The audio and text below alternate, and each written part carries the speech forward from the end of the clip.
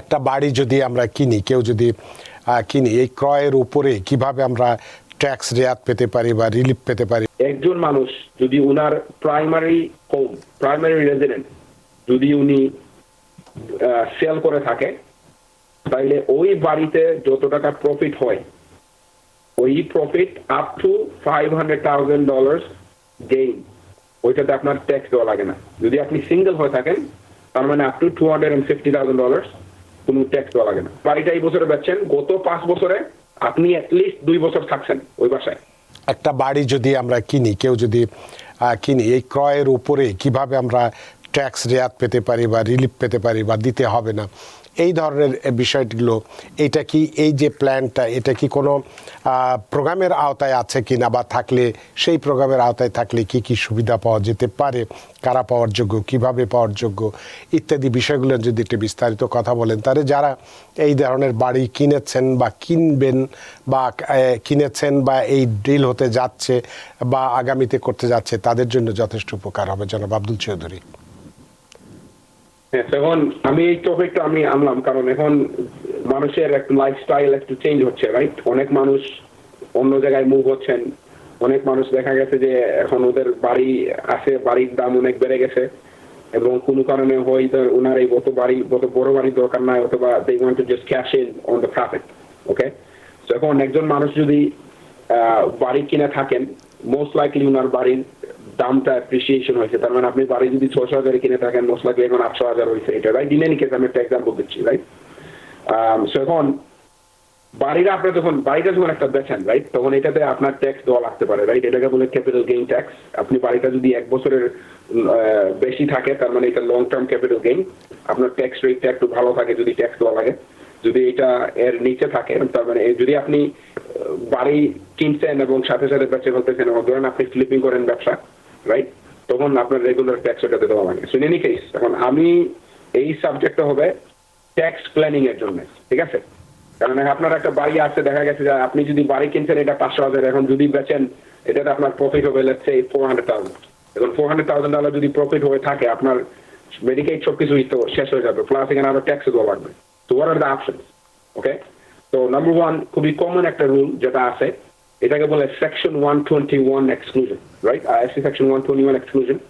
তার মানে হলো গিয়া, একজন মানুষ যদি উনার প্রাইমারি হোম, প্রাইমারি রেজিডেন্ট যদি উনি সেল করে থাকে, তাইলে ওই বাড়িতে যত টাকা প্রফিট হয়, ওই প্রফিট আপ টু $500,000 গেইন, ওইটাতে আপনার ট্যাক্স দেওয়া লাগে না যদি আপনি ম্যারিড হয়ে থাকেন, ওকে?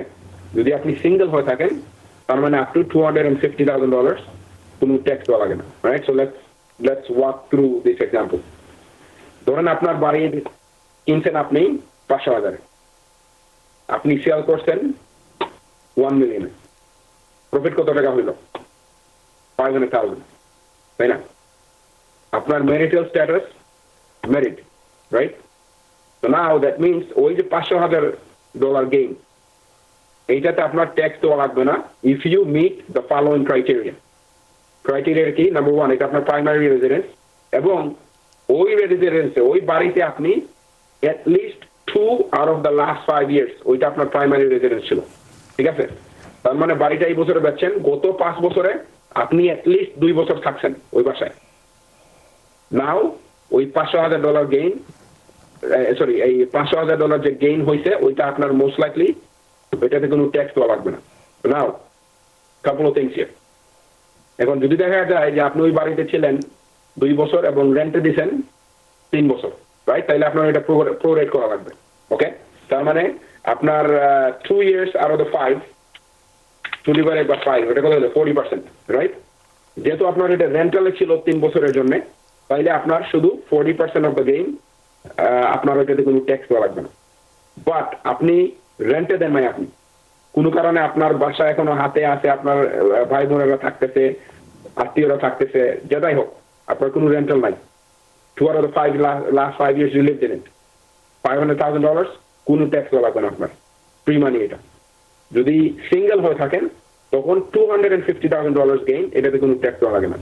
এই জিনিসটা আমি ব্রিং আপ করি কারণ অনেকেও কিন্তু আপনারা আমাদেরকে কল করেন থিঙ্কিং দ্যাট আপনার প্রাইমারি রেজিডেন্স আপনি সেল করতেছেন, এটাতে ট্যাক্স দেওয়া লাগবে, অনেক ট্যাক্স, ওই ভয়ে আপনি বাড়ি সেল করতেছেন না, ঠিক আছে? So keep this in mind.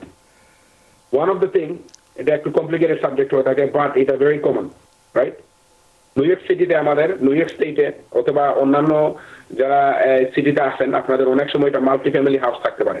Okay, multi family house যদি থাকে তখন আপনাদের একটু কেয়ারফুলি প্ল্যানিং করা লাগবে, বিকজ একটা বাড়ি যখন বেচেন আপনি ফার্স্ট ফ্লোর হইলে গিয়ে আপনার রেজিডেন্ট, সেকেন্ড ফ্লোর হইলে গিয়ে আপনার টেনেন্ট, রাইট, ভাড়া।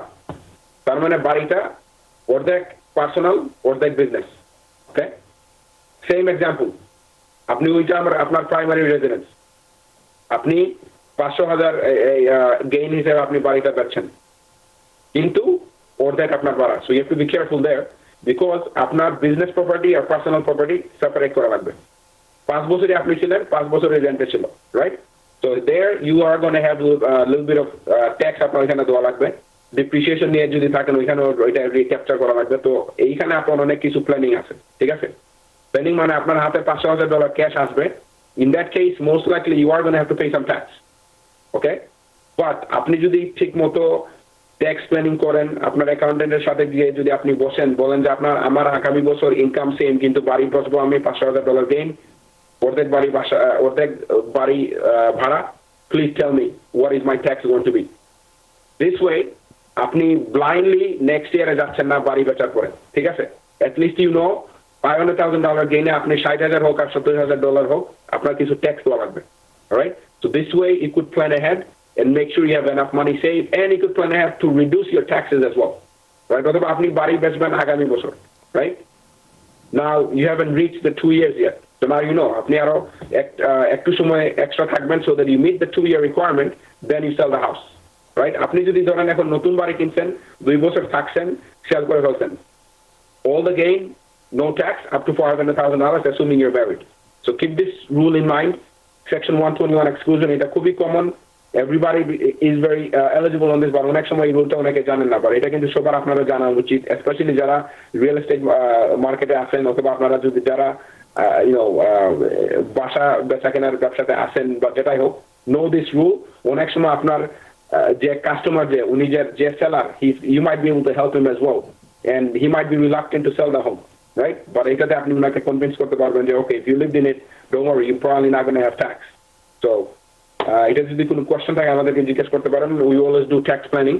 Tax planning একটা জিনিস যেটা খুবই ইম্পর্টেন্ট, বিকজ ট্যাক্স ফাইল যে কেউ করতে পারে, তাই না? আপনি গেলেন ট্যাক্স ফাইলের সময় কোর্টের নাম্বার বসাইলেন, boom, right? But tax planning is where everything comes in. আপনি আগে থেকে জানতে পারতেছেন ট্যাক্স কত টাকা দেওয়া লাগবে। This way you know how you could approach the rest of the year. তাহলে এক্ষেত্রে আপনি বিষয়টা পরিষ্কার করলেন যে এটার মূল প্রথম শর্ত হচ্ছে যে প্রাইমারি রেসিডেন্স হতে হবে এবং সেখানে কমপক্ষে 2 বছর থাকতে হবে বা 3 বছর যেটাই থাকতে হবে। এবং এক্ষেত্রে এটা কি সিঙ্গেল ফ্যামিলি হাউস নাকি ডাবল, 2 পরিবার বা 3 পরিবার, এই ধরনের কোনো শর্ত আছে কি? সো বেসিক্যালি আপনার আইডেন্টিফাই করা লাগবে আপনার প্রাইমারি রেসিডেন্সটা, তাই না? এখন আপনার যদি একটা 3 ফ্যামিলি হাউস হয়, তার মানে আপনার প্রাইমারি রেসিডেন্স শুধু 1 ফ্লোর, তাই না? সেকেন্ড ফ্লোর তারপরে আপনার থাকতেছেন না, ওর মেবি আপনি থাকছেন এক সময় বা যেটা হবে। এখন ওইটা যদি ভাড়া থাকে আপনার, তাহলে আপনার একটু ডিপ্রিসিয়েশন রিক্যাপচারের কিছু সিচুয়েশন আছে, প্লাস আপনার অরিজিনাল এই সেল প্রাইস যেটা আছে ওইখানে আপনার কিছু অ্যামাউন্ট রেন্টাল প্রপার্টিতে অ্যালোকেশন করা লাগবে। তো এটা যখন মাল্টি ফ্যামিলি হাউস থাকে ওইটা একটু লঙ্গার ক্যালকুলেশন, স্টিল আপনার কিছু ট্যাক্স দেওয়া লাগবে most likely.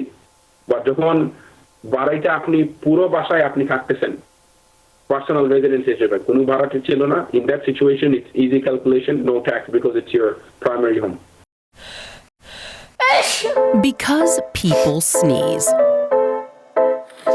Because not everyone washes their hands.